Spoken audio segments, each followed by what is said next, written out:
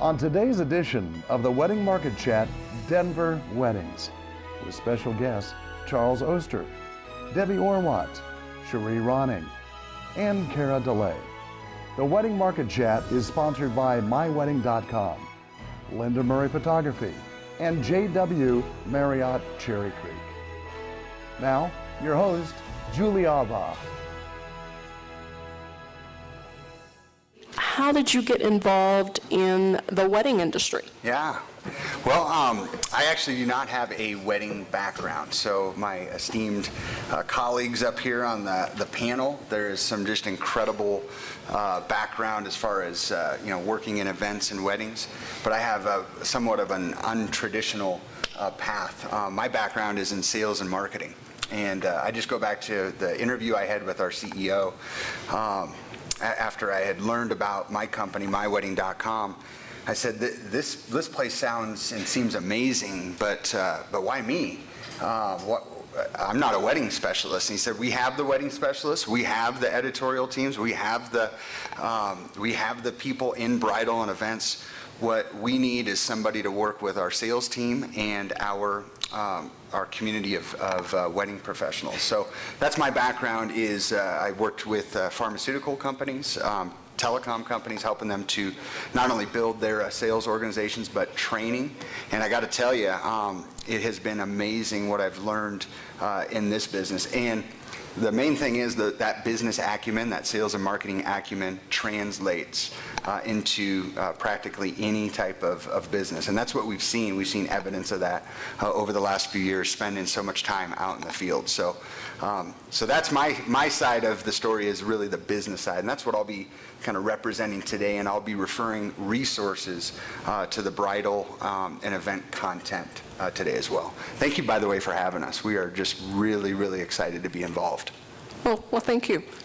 Cara, do you want to go ahead and tell us a little? I started in the wedding industry. Actually, I started with a background in theater, so I was a waitress a lot, and was working as a cater waiter about 10, 11 years ago, and just saw an opportunity to become a florist, because there wasn't anyone in the market I was in at the time that was doing anything that was modern. So I jumped on board. I started a floral business. As weddings developed into the productions that we all know they have become, my OCD developed, and I became a full planner. And now we do full planning and design, and I was in the right place at the right time when social media started, and I jumped on board. Smart. Okay, Debbie. Very good. My background before I started my planning company, which was about 9 years ago, was in business and technology consulting, so very much unrelated, but I always had a super creative side, loved entertaining, loved crafty, design-oriented stuff. So after some soul searching and being unhappy in the corporate world, figured out, okay, I love business, I love that kind of side of things, and also combining, design and pretty stuff and flowers and linens and all that, and finally, after a couple years, put it all together and to being an event planner and started my business. Cool. Great. Cherie? Well, my background is in accounting, and they don't let you be very creative in the accounting world. You might end up in jail. So the big thing for me was too many years of sitting in a cubicle. I'm not a cubicle girl, and I planned a lot of corporate events, and then I planned a wedding for someone and realized that was before Martha Stewart started, so I really found my niche. And further along the way, I developed a very high-end invitation company, and then got rid of both of those businesses and founded Wedding Network USA, because I found that all of us creative folk need people to help train us and educate us in how to operate our business. You know how to be a florist and a planner and a photographer, but you might not really understand ROI or how to read your P&L. And so Wedding Network was born from that, to get people networking and to give them the educational tools to operate their business and remain in business. Well, thank you. Now, Charles, then my next question is, how big is the Colorado wedding industry? Yeah, to me, it's not just the size as far as wedding spend is concerned. This is a very robust market. So when you look at Colorado as a whole, we're going to have over $1 billion in wedding spend just in Colorado. In Denver, we'll have nearly $700 million in wedding spend. And obviously that's dispersed to a number of different categories, from venue to planner to caterer, photographer. But the bottom line is this not just this industry, but here in Colorado, here in Denver in particular, there's some incredible opportunities. And the best part about this, and I reference my stats from the Wedding Report, you can see that on the weddingreport.com, but not only is it great this year, but we have projected increases in spend over the next 4 or 5 years. So we continue to grow. There's a lot of pent-up demand, as we all know, and people are spending again. We see average spend per wedding on the rise. We see more guests coming. We see more guests traveling. So everybody in this room is definitely at the right place at the right time in the right geographic area, in my estimation. Mm-hmm. Okay, my next question is, what makes weddings or destination weddings in Denver unique? So I'm not sure who wants to answer that first, but... I think for the Denver market, we are so close to so many amazing resorts within a 4-hour drive of Denver. Denver has amazing urban facilities, incredible high-end luxury shopping, beautiful places to go. But within 4 hours, we have Aspen, we have Vail, we have Steamboat, we have some of the most incredible Four Seasons, all-inclusive destination resorts. And they're ours for the taking. I mean, between Denver vendors as well as mountain vendors, there's an opportunity for everyone. Mm-hmm. Anybody else? Yeah, I think just definitely exactly what Kara said, but also, I mean, just like you have the progressive city of Denver and like so many different kinds of people, and I guess to me it's such a, like, I don't know, a modern progressive city. But then you have the mountains, which you have all these things to do and all these resorts and all these amazing towns. So when you combine that with, you know, the mountains and the things to do here and 300 days of sunshine, like, I mean, that's just a perfect market for so many different kinds of weddings. Mm-hmm. Okay, what makes Denver the ideal location for a wedding guest?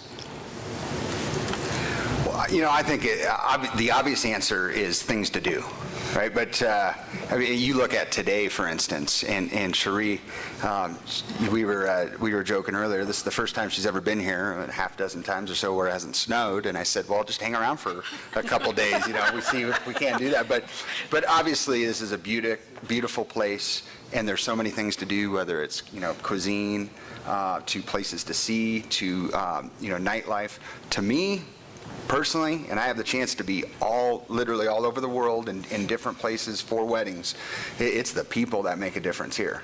And obviously there's great people in a lot of different places, but this is just a caring, special, awesome place to be, especially for those guests, because it's so accommodating. Okay. Now, what makes, how would I say this, is what venues in Denver are unique? I mean, there's so many, I'm sure. I want to answer part of that because I was at a fabulous venue last year, mywedding.com, threw an event at the Clock Tower in downtown Denver and invited me to come. And it was the most amazing experience. And when I realized what it would be like for a couple to have a small wedding there, the photography options there with those big clocks behind you and just the feel of being able to walk out on the balcony there and all the way around and see the city. I thought that in all the cities that I'm in, that's probably one of the most unique venues I've seen in a long, long time, and it was really fun to be there. Yeah. My focus is more on the mountain areas, and in Beaver Creek alone, Beano's and Allie's Cabins are absolutely magnificent. Devil's Thumb Ranch outside of Tabernash now has 2 spectacular venues. San Sofia Overlook in Telluride is pretty much magic, is the only way I can describe that. And the Aspen Wedding Deck is absolutely flawless. And these are places that you don't get anywhere else in the country. Yeah, so true. I think some of my favorites, there's so many great ranches that are close to Denver so that the wedding guests can enjoy both the experience of Denver if they want, and then they can go to places like Lake Spruce Mountain Guest Ranch, Crooked Willow Farms, Deer Creek Valley Ranch. And then I think some of the unique ones are the ones that I really like in Denver. Blanc is a new venue, which I think is very unique. Red Rocks, again, someplace close to Denver that you just don't get anywhere else. And the JW Marriott. I mean, something like this gorgeous place in the city is just phenomenal. Yep. Now, what are some of the wedding trends that you have been seeing this year? Well, so again, I just want to put the disclaimer out there that they don't let me in front of the brides, so that's good. But they do tell me what's going on. No, so some of the things that we're seeing, and I'm going to point you. We're a resource, we're a content company, so we put fresh content up literally all day, every day, nonstop. Upcycling. Is a popular trend that we're seeing this year really gain a lot of traction. So taking something old and not only making it new, but making it unique, making it special. From a painted, milk glass to, the vintage stuff. I mean, we see just some really incredible, fun, different things on that. So we're seeing a ton of that, and obviously, that produces really great imagery, which, we're kind of known for at mywedding.com. So to see that, check out, make sure that you're following us at mywedding, and that's DOT.com is our Twitter feed. And then obviously our ideas and inspiration page, you're going to see a lot of the real trends that are happening right now with real brides and, in real time. Mm-hmm. Kara? This summer, in the mountains, we are seeing a return of color after 3 years of blush and peach and mercury glass. We have color happening again. We have tons and tons of DIY coming from our brides. And the interesting thing about the DIY that's happening right now is it's not based on a budget constraint. It's based on the fact that millennials want to be involved. They want to be hands-on, and they want to be creating something special that they have done. So as planners, we cannot tell them that we're doing it all. They have to do it. And we're seeing a lot of cohesive designs that aren't too contrived. They're not matchy-matchy. It's definitely going back to a full and balanced look, not looking like a birthday party. And it's fun. And antlers everywhere. And skulls. And skulls with flowers in them. I don't know why, but it's happening. Make sure you tweet that. Skulls. Skulls. Well, I want to know if skulls. you guys have gotten away from burlap and mason jars. It will 'cause never die we here. have still got that in the Northwest, and it's like, I don't think that's ever gone away It's here. never going to die. I just cannot understand the appeal myself. I can't. Debbie, do you have anything to share? Yeah, this is my favorite wedding trend ever that's just started in the last year and a half is the slow motion video booths. Like, so fun. Yeah. I'm going to tweet a link to one of them that we had at one of our weddings a couple weeks ago. Like, so fun for guests. The editing on it is hilarious. I want all my brides to have that now because it's so funny. Like, I've watched this video at least 20 times because it just cracks me up, and I don't even know the guests. So anyway, my favorite trend that I've seen in a very long time. Well, my next question is, what are some of the Denver wedding trends that maybe we are not seeing on a national level? Again, I'm going to go back to the skulls with antlers Yeah. and flowers in them. I don't know, we have antlers. Maybe in that's the just my Northwest. clients, I don't know. Yeah. Yeah, I think one thing that we get, and I don't know that this is specific Denver, but there's a lot of microbrews and craft brew type things here. So we do see a lot of couples incorporating that into their weddings, whether it's like almost like a custom beer tasting or even pairing beers with some of their courses instead of wines, which I think is pretty fun. We've even had a couple weddings that themed around beer, where we incorporated it in a lot of different elements. So I thought that was pretty fun. Lots of farm to table. Yes. Oh yeah, huge. Everybody here in Denver knows this. I mean, floral is just extraordinary. So, and innovative. So you'll see, floral design, innovative floral designs here that you might not get anywhere else. And then obviously, it's the non-traditional elements paired up with, very vibrant, colors, not just the, kind of the same thing that we've seen, but again, I just, one of the things that really fires me up about Denver is just, it's innovative in many of these trends, from the flower to, my favorite, what you just heard is, the beer. Yeah.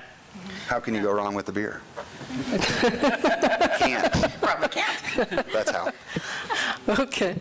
Well, we have opened it up for the audience to start asking questions on Twitter, so if you want to go ahead and get those answers or questions ready, please do so.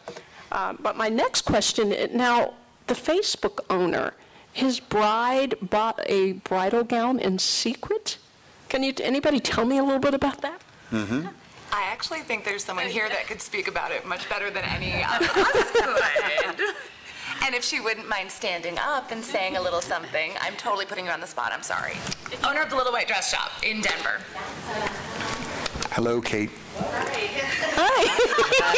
We're putting you on the spot. That's amazing. Yeah, please also put it on Twitter as well, to answer the question, I guess, too. Yeah, this was 2 years ago, and we really didn't learn about it until after the wedding. That evening, Mark Zuckerberg and his new wife, Priscilla Chan, posted just 2 photos from their surprise backyard wedding. It was supposed to be a graduation party of her graduating from medical school, and they surprised all their guests with the actual wedding. And they posted just 2 photos that night, and so I saw right away that it was Claire Pettibone gown, and I emailed Claire and congratulated her, because that was huge, her business and her awareness that she wore a Claire Pettibone gown, so we were really happy for Claire Pettibone. And then that Monday morning, Claire Pettibone called me and said, we're trying to figure out where she got her gown. I said, yeah, we were wondering that too. We were thinking maybe it was at your salon in LA. And she's like, no, it wasn't here. And she said, I've already checked with Kleinfeld. I've already checked with Miriam Morrison in San Francisco.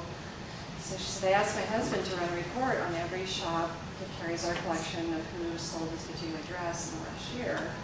And you sold this dress to a bride with a May 12th wedding, 2012 wedding date. And I started going, oh my God, oh my God. As soon as I pulled the file, because everything had been kind of held through this third-party friend that we thought at the time was a little strange, but that's okay. And I was like, it was us. It was us. She was here. So we had no idea. And even if she had used her real name, we wouldn't have known it was her. But we just felt really fortunate that we had the practice of treating each and every bride the same, and every bride gets a luxury experience. Every bride gets a very welcoming and friendly experience. And so we knew she had a great experience, and we were kind of glad that we didn't know that it was the wife of a, future wife of a billionaire sitting right next to us. But she was delightful, very, very sweet young woman. And I gave her a lot of credit because she could have had anything and gone anywhere. And she just wanted to have a regular experience, just like any other young woman. And so she came to a shop where she knew she wouldn't be recognized or known, and got to have just a wonderful regular dress shopping experience. It had all the paparazzi and everything that would have normally been around. And so I'm really, really glad and proud that we were able to give that to her. Great. You know what else is cool, Julie? Thank you. So Kate and her crew over at Little White Dress, I mean, they're absolutely one of our favorites, and every, the community, one of the community's favorites. And so when that happened, when that broke, it was one of those cool things. Everybody was so excited, and I know your phone blew up and your Twitter blew up, and everyone at our company's like, isn't that just the greatest? And I think, again, that's another unique thing about the Denver community, the business professionals in this industry. So that was cool. It still is cool, and no one deserved that more than your company. So again, congrats. Previously, I noticed a tweet that came in and said, can we have a burlap bonfire? I'd be happy to do that. Okay. Now, my next question, until some of your questions come in, is basically, what is your favorite Denver wedding and why? So I'm not sure who wants to answer that, but. Mine wasn't a Denver wedding, it was a Telluride wedding, and definitely Dylan Lauren and Lauren Bush. Absolutely flawless, timeless. I love the fact that they actually picked James Christensen, who is a Colorado photographer.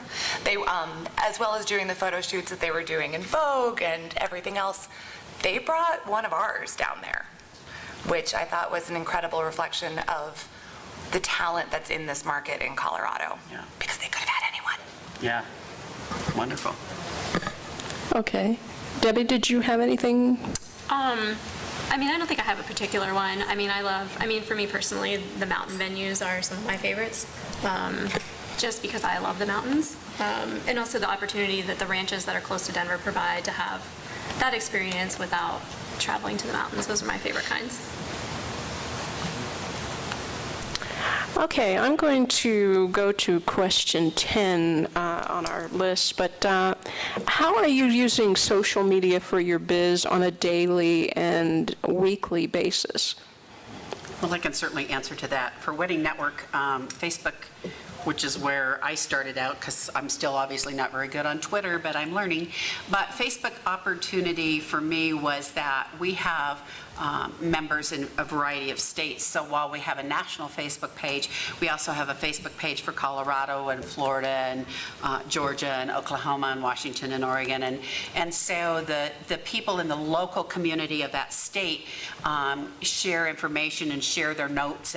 And when we have a meeting there, then they're uploading the photos from the meeting so that whether they're able to be there to actually network in person, they're still a piece and a part of the community.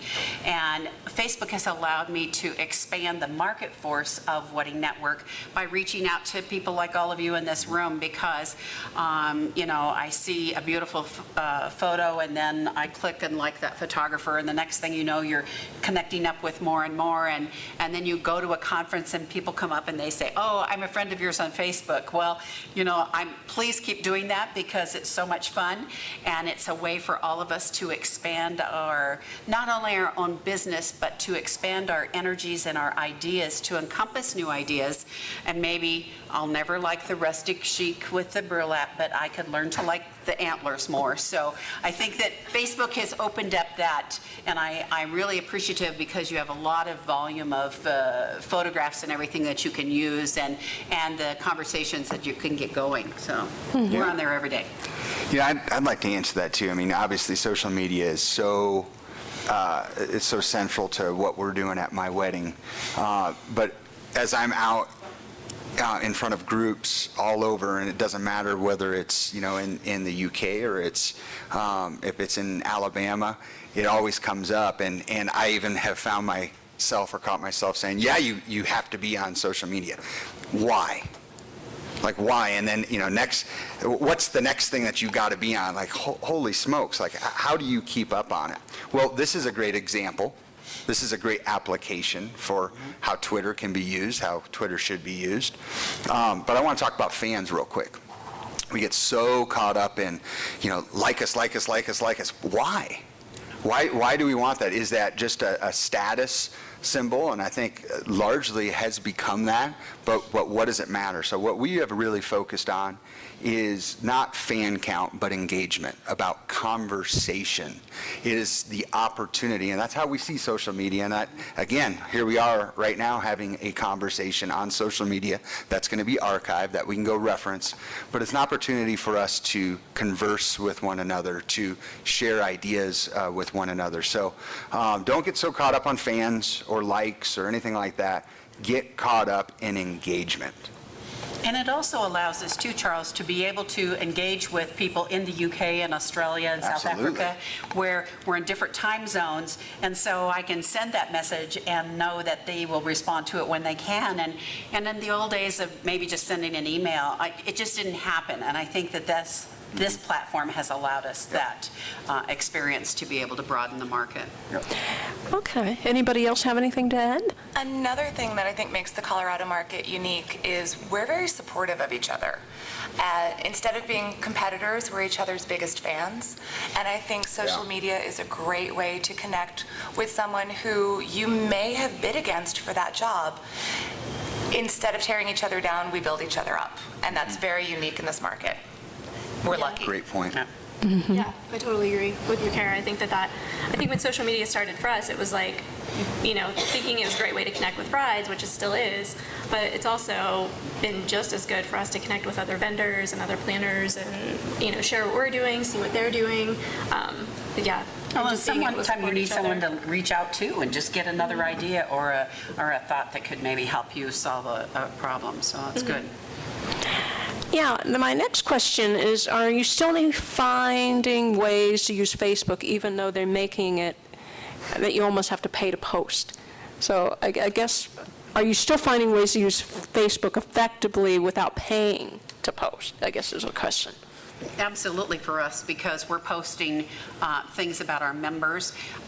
If one of our members gets their 25 loves and all of the fun things that happen with different associations and groups, then we're sharing that information. If somebody posts a letter on their page and says, I got this lovely handwritten note from a bride about the wedding we did last week, then we're sharing that as member love about our members.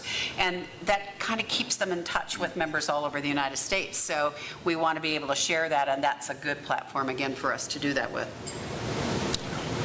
Okay, anybody else have anything to add?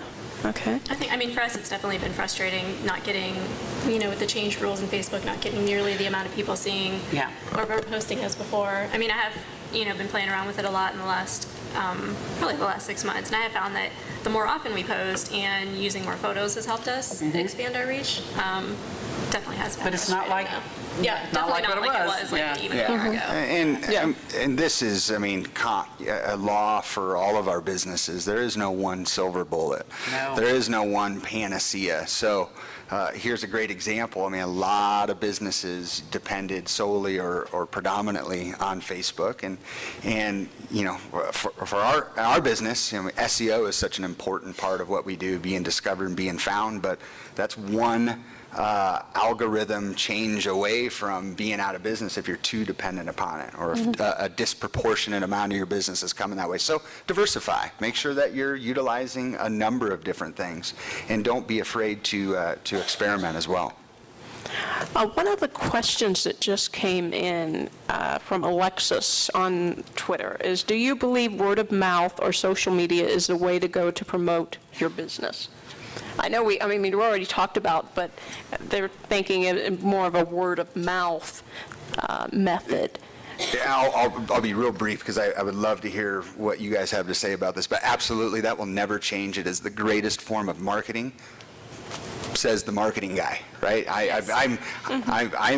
I want your advertising dollars, so I want to make sure there's full disclosure there, but there will never be anything better than word of mouth. When you have a testimonial, you have an acknowledgement from the marketplace that you were awesome, or I love this wedding professional, that's gold. How do you share it? That's the key. What platforms are you utilizing to make sure that the world knows about it? Well, that's one of the things that we try to develop with Wedding Network USA, is that building that community and that referral base is what networking is all about. If you're not a good networker and you're not out there meeting people on a regular basis, coming to events like this today and chatting with people you may or may not know, then you're not exposing yourself more to the marketplace. And the referral business is the biggest piece of where your industry is headed. And if you're not getting good referrals from people who know you, and they're your competitors, but they're your peers. And we need our peers to be able to rely on. Should we have an industry problem? Should we have someone be ill? And you want to be able to reach out to Debbie and say, gosh, I'm shorthanded this week, whatever's happening. So those referrals that come into you are, like Charles said, they're golden.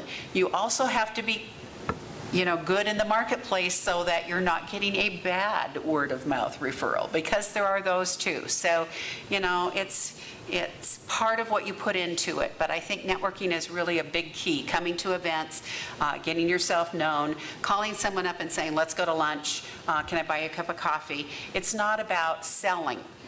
Networking is not selling. Networking is communicating and building a rapport so that you can get that good word of mouth referral. Yeah, and go ahead, Cherie. I was going to say, we found that clients need to hear about us 3 times from 3 different sources before they commit.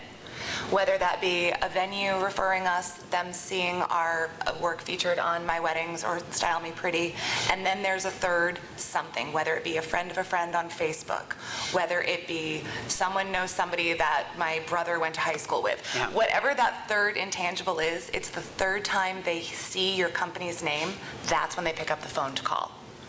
Or in the case of millennials, text you. Yes. Okay. Well, my next question is how are brides using Pinterest to plan their wedding day? Insanely. Okay, anyone want to answer that? Everything, from the dress to the hairstyles, to what the room is going to look like, to the lighting, to what their flowers are going to be, to what their nails are going to look like. Yep. Yeah, so true. And I think they're using Pinterest for all aspects of their life. I mean, they're figuring out the wall colors in their house from it, and they're figuring out their new outfits. And so, I mean, it just naturally makes sense for them to use it for all their wedding stuff. So, I mean, and I'm going to present a question to this room, to everybody in this room. I mean, obviously, Pinterest is a great source for ideas. But unfortunately, it seems to us there's often no or very little context, to what's, to the post. So, did it come from a celebrity designer, or, is it aspirational, or is it attainable? So sometimes Pinterest, and again, I'm kind of asking, do you find it hard to meet those expectations when somebody is showing you? Yes. I mean, from an attainability perspective, yeah. We can only get peonies for a month. That every florist in the room will agree with me on that. And you're constantly getting inundated with new information about what the bride wants, and you're constantly going back and saying, this is not seasonal, this does not work with what we are doing, I can't get that in this market in May. So it shows us what they want, and then it gives us the opportunity to show them how we can achieve that with what's available. But are you marketing your company on Pinterest so that you're not just waiting for them to come with a pin board, but you're actually marketing yourself? Because I think that that's kind of what Charles was alluding to. You've got to get the discussion. You've got to have that relationship. So hopefully you totally creative folks are putting things out there on a regular basis that are being repinned. And because I think that's, if you don't communicate with them, then you're not going to get the business. Yeah, that is really our next question is, how are you using Pinterest to bring more traffic to your website? I mean, how are you doing that? Julie, we post every 30 minutes. Now, obviously, we have hundreds of thousands of brides, worldwide, but we, I mean, in one side, I'm asking, does it make it tough? But obviously, it's being utilized to a heavy, huge degree. So it is a great method, for making sure that you're constantly putting yourself out there. I'm not suggesting you need to do it every 30 minutes, but I am suggesting that you lean upon and rely upon platforms that maybe are doing that. It's also a great opportunity to post your own portfolio, to drive more traffic back to your site. Yeah. Yeah, Pinterest has definitely been, now one of our top 5 referral sources for our website, which has been really surprising. Wow, great. I also think too, for us with brides, if they're going to our Pinterest site, they're seeing like the kind of stuff we love. Like we only pin work that we love of other, pin stuff that we love. So when you look at our wedding boards on Pinterest, if they're not jiving with that, they're not our bride. So it gives them a really good feel for our style. Okay. Now, what are some of the ways that are using Instagram to attract brides?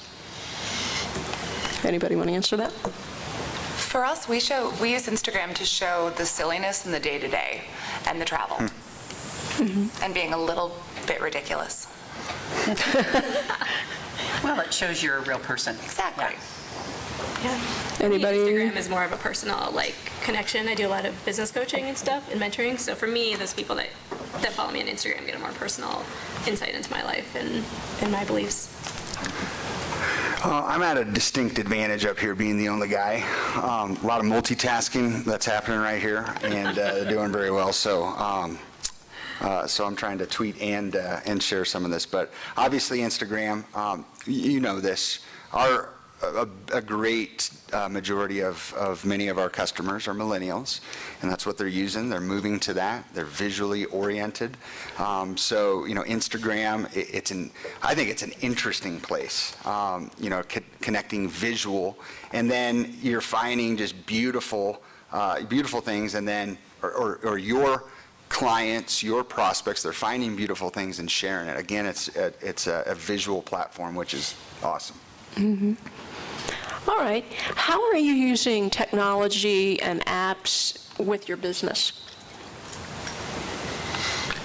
Wow, well, one of the biggest things that we use technology-wise is internet email marketing. We happen to use Constant Contact, but it allows us an opportunity to put notices out to our members across the nation, do newsletters to every city.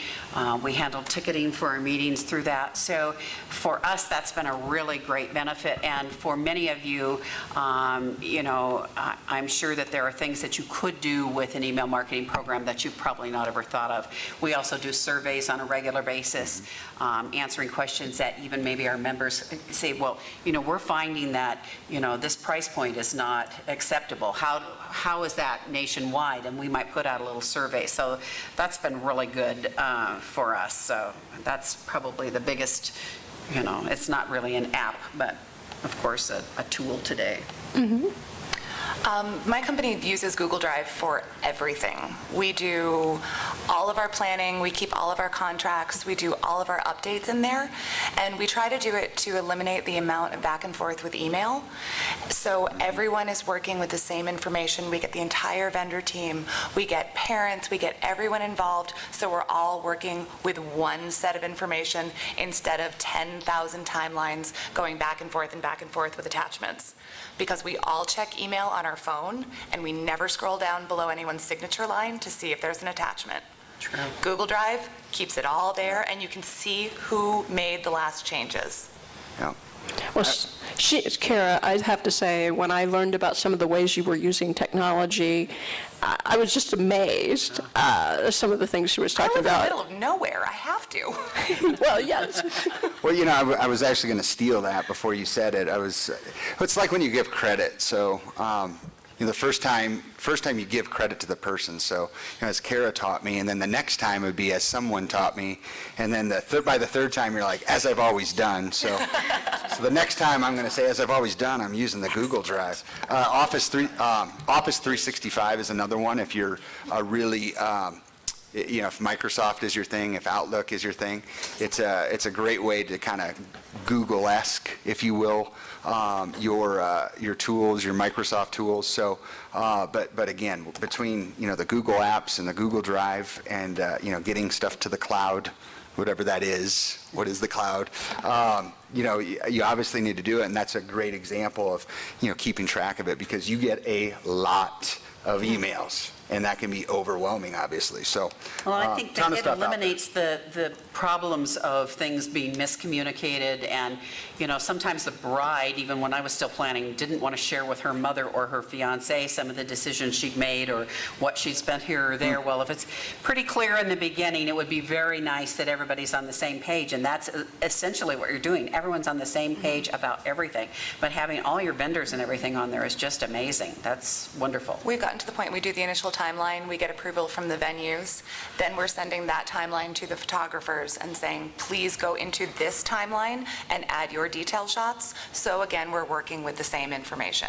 Wonderful. Just makes things easier on everyone, hopefully. Oh, and on the day of, it must make it so much easier to just have everything in one spot. Sometimes. Of course, but sometimes not. We've recently switched over to Google Drive too, and it's been life-changing as a planner. Really amazing. Yeah. Okay. What advice do you have for wedding pros just starting out? Wow, that's something that I do on a regular basis, is business coaching. And I love to work with the newbies because, like I said, we're all very creative people, and I've had that you can't be creative in the accounting world part. So first of all, and for anyone who's been in business 3 to 5 years, you should know these things, but if you haven't ever done them, get professional help. We say all the time to our clients, don't hire XYZ from Craigslist. Well, doggone it, don't have your brother-in-law, who's not an accountant, help you put together a financial plan. You need to be working with an attorney and someone to help you with your contracts, or someone that is a professional that can help you get your business started on the right track. I talk to people all the time. They don't understand how to read their own profit and loss. They don't know what ROI means when I ask them. And I'm flabbergasted when there are still people I meet in the industry in many cities that don't have insurance for their business. Are you insane? That would be insane, would be yes. And then the other thing that I think would be something that you need to think about, and many of you are well beyond the startup stage, but how are you planning your exit strategy? Are you planning now how to sell your company or retire from your company? Are you making annual contributions to your retirement? You don't work for the man anymore, so if you don't work for someone who's making those deposits into your 401k, are you doing that? I know it sounds like, oh, I don't have time to do that, and I need the money to pay my taxes and all of those things. That's why you need professional help getting set up so that you can stay in business. You can understand how to run your business financially correct so that you are making money, that we're doing this because we love it, but it is not a hobby. You Yeah. are here because this is your profession, it is your career, and you have to make money at it. You have to, and you have to be planning now for your retirement. I don't care how young you are, you have to be planning. Awesome advice, Cherie. Here's the most common thing I see, is I see a lot of really great people enter this business, and I see a lot of really great people leave this business. And here's the common thing that I see. And imagine a wedding cake, imagine a 3-layer cake. And obviously you have the foundational on the bottom, you have a smaller in the middle, and then you have the smallest part of the cake up top. And if you think of 3 different parts of your business, and you think of one part of it as you're offering what you do, okay, whether it's selling dresses or coordinating events or providing a venue, that's what you do.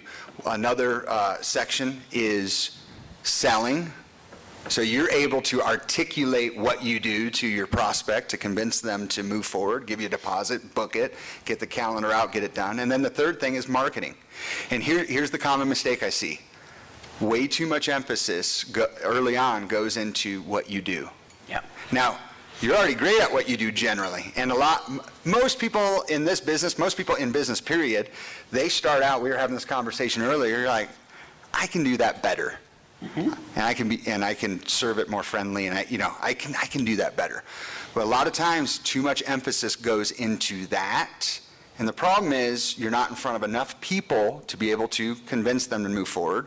And the reason you're not in front of enough people is there's probably not enough marketing that is occurring. So it's like that. It's like a cake, right? Yep. But if you put it upside down, it'll collapse.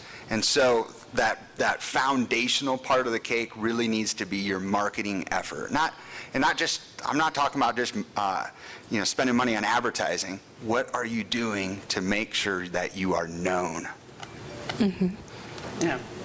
Well, that's where networking comes in, I think, a lot, Charles. Oh, no question about it. And again, it's like if you want to stay in business, it's work. It's not, it's not just jolly. And I remember when I coordinated my first wedding, and I thought, I can do this, and I did do it, and I did it well, and it opened up a whole new marketplace for me. But I came from a very serious business background, and I didn't go out there after that without a contract and, understanding where I was going to be. And I totally agree with the whole theory of the collapse, because we see it every year, and it breaks my heart because there's so much talent, and everyone in this room has got talent, and we want to see you be able to share it. And to do that, you have to run your business like a business. Mm-hmm. Yeah, I think so. That's all. Yeah, I totally agree. And I think it's also about, it's like the education and getting coaching and going to conferences. I grew my business so much faster than if I wouldn't have gone to all those. Every single year it's conferences, it's coaching. I am constantly investing in myself so that I can grow this business. like I would be like 5 years behind right now if I hadn't invested in every single year. And every time I get to a point in my business where I'm feeling stuck or maybe not quite so happy, I need a coach. I need another perspective. I need some other people that I'm close with to kind of talk about what's next or some new resources. So. Well, our next question really is about how can wedding professionals have them start gaining more business leads? I mean, what are some of the suggestions you guys have? Well, I think networking is the key. I mean, it's back to that word of mouth referral. And I'm not an advocate of buying lists because I'm not a list person. I don't really kind of think that that's how I want to get my clientele. I think, however, if you are marketing through someone like mywedding.com, which they are helping you every step of the way, providing you with the contacts to the brides, that's a fabulous resource for you. But I think that you need to be investing in yourself, as Debbie said, because that's what shows people in the industry that, we were talking with Mark this morning about new technology and things that he's doing in his photography business that makes me so excited because I've not heard of anyone else doing that. And so consequently, if someone says to me, Cherie, who are you going to refer in Colorado? I'm going to say, well, call Mark because they're doing this, this, and this. That's word of mouth marketing, and that's how you're going to build your business, not by, buying a list or advertising with, there are a lot of associations, unnamed, that, part of your association dues is that you get names. Well, I always say to people, what are you going to do with those names when you get them? If you're a wedding planner and they send you 300 brides' names, what are you going to do? Are you going to call them? Are you going to send them a newsletter? What are you going to do? If you're going to market to them well and perhaps generate some business, that's great. But just getting the names is not where you're headed. Yeah. I think you should also ask questions, volunteer, go say hi. Absolutely. Call the people that you admire in the industry and ask if you can help them. Call the venues that you want to work at and see if they need help with anything. Put yourself out there. The worst they can say is no. Well, and I think, too, there's a thing that I'd like to share with people who are new to the industry. We'd done a survey of some recently married couples at Wedding Network, and we found that, it was a big bone of contention, but all the couples that we talked to thought the wedding planner had the hardest job, and I agreed with that. But they all thought the DJ had the least hard job.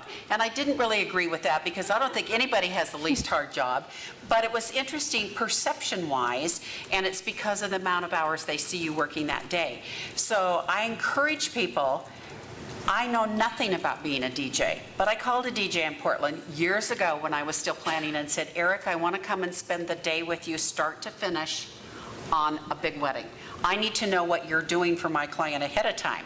Well, after 40 hours that it took for him to pull all the music from the 3 nationalities that they were mixing and putting it all together, and then being there for the setup and being there through the evening and watching him field the questions and taking it all down, it's like we don't know until we walk in their shoes what they do.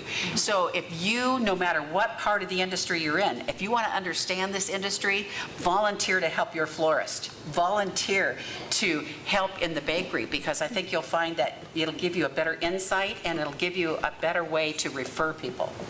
Very quick, one of my favorite things that Cherie says is it's networking, for a reason. It's called networking. You have to be intentional. And there's one word about when you go to an event, it's to be intentional.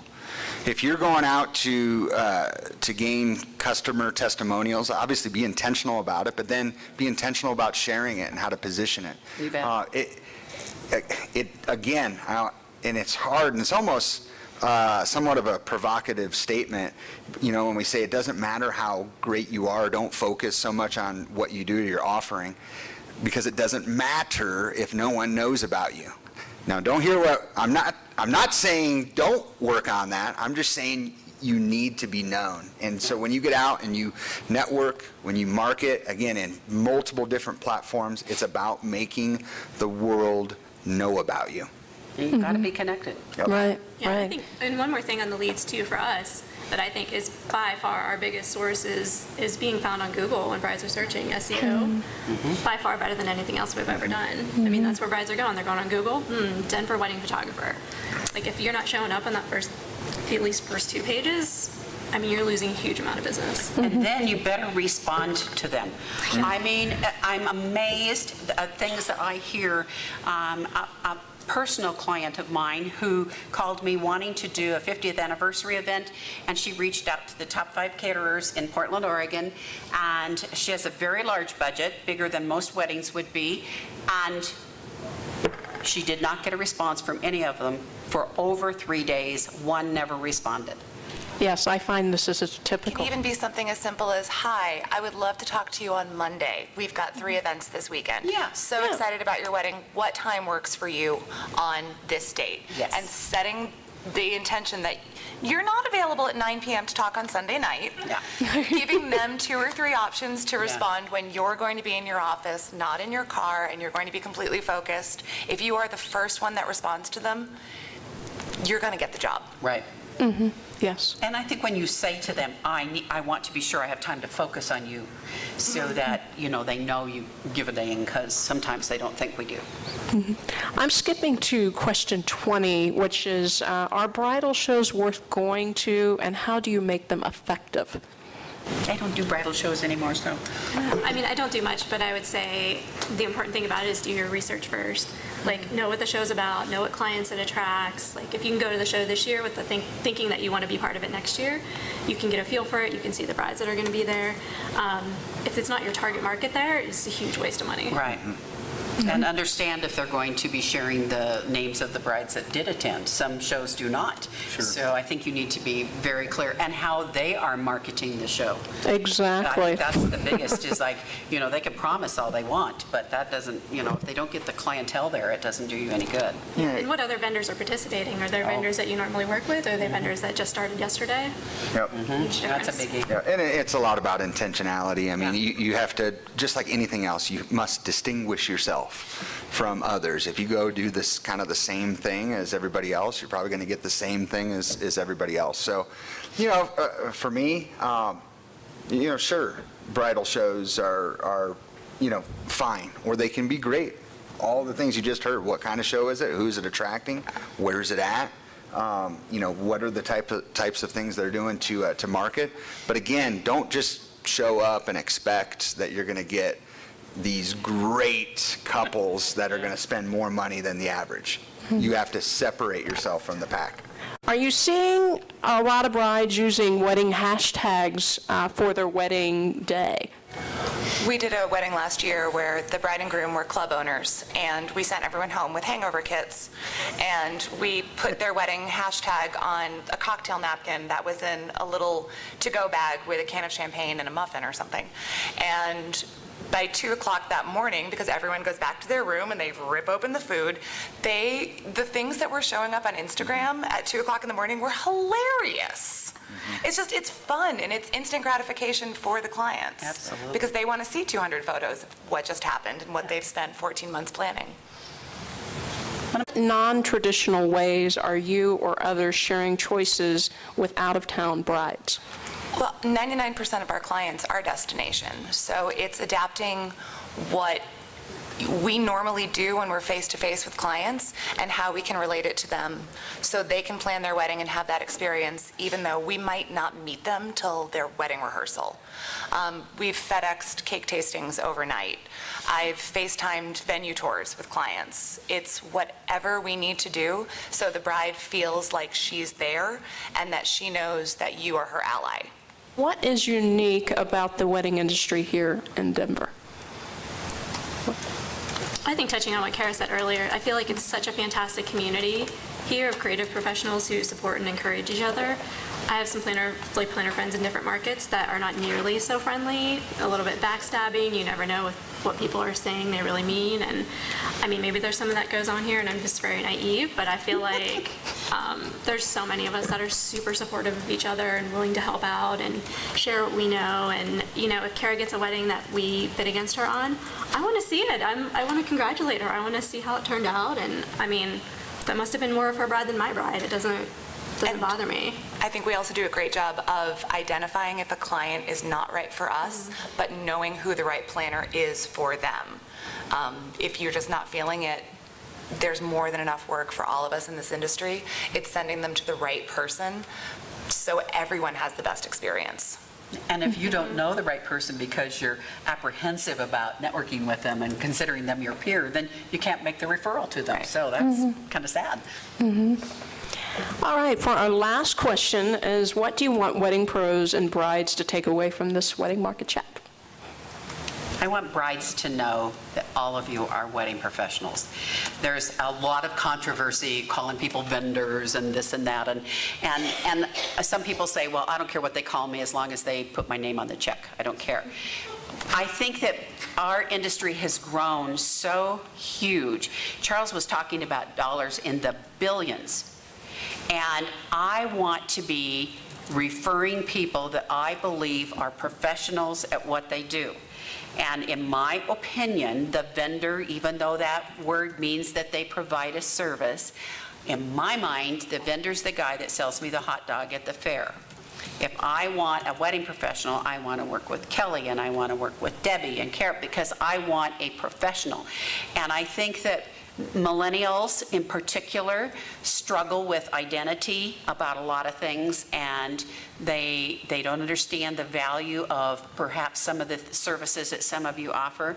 And if you call yourself a professional, eventually we will change the industry to realize this is your career. Again, this is your career. You are a professional. You're not a vendor. And I don't mind if people call me a vendor, but I would prefer to be called a professional. Yeah, totally. And you could charge more. So I say that? So I'll briefly share what I'm hoping to take away. So there's a literal, tangible takeaway. We brought this booklet. It's just some tips on marketing yourself and selling. We actually have this vendor initiative, and you've seen my Twitter alias, or my Twitter handle is Blissful Selling. And let me just explain briefly why. The word bliss, one of my favorite definitions for that is a state of profound satisfaction. And isn't that really what we're working for? As a professional, that's what we want for our customers. That's what we want for our clients. That's what we want for our employees. That's what we want for ourselves. And you guys, I've never seen an industry where people work harder. Haven't seen it, okay? You go from early in the morning to late at night, and sometimes you don't even stop. You'll go into the next morning. So why? It's getting to that state of profound satisfaction. And from a selling and marketing perspective, that's kind of our mantra in our organization. I run our sales team, so we always say great day and blissful selling. What my wish is, what you take away from here, is that you will work and focus on bringing your business to that state. And then from a tangible perspective, I actually brought some of these for you, so you can pick this up. And we tweeted out the place where you can get this online. So that's what I want you to take away. All right. How about you guys? Hey. I want everyone to know who they are as a vendor and what they're bringing to the table. Each and every person in this room is unique. No one is doing the exact same thing. It's okay to turn down a client if they're not right for you. It's okay to ask questions, and it's okay to turn for your peers and say, is this normal? Help. I don't know what I'm doing. Help. Yeah. Because we are in a unique environment where we can reach out to each other, and we will back each other up every step of the way. Yeah, I think mine is just, again, on the supporting and encouraging each other. Like, someone else's success doesn't hinder your success. Like, if my planner friends are all having an amazing year and successful, that doesn't mean that's not hindering me. Like, I can encourage them and support them, and they're going to do it right back, which helps all of us. And I think I want, and probably all of us would feel, that we want the bride to know, or the couple to know, that not everything they see on TV is true, because we all know that sort of chaos that they create on TV is to get more viewers. But I want them to know that you all love your jobs. You wouldn't do what you do working the hours that Charles just talked about. You wouldn't do what you would do if you didn't love it, if you didn't have a passion for the industry.